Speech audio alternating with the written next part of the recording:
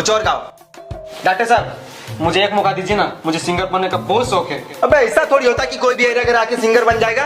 Doctor साहब बस आप एक मौका दीजिए, हनी सिंह, रफ्तार, बादशाह सबको पीछे छोड़ दूंगा अपनी सुरीली आवाज से। चल ठीक है जा। बेटा कौन सा गाना गाएगा? Love dose. ठीक है 1 2 3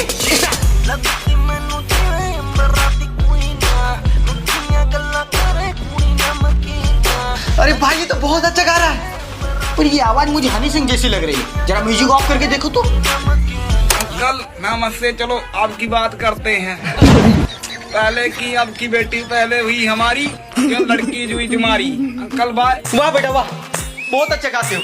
तुम्हारी जगह यहाँ नहीं है तो कहाँ है? यहाँ है। आज के बाद हमारे मोहल्ले में दिख मत जाना। चला कैसे?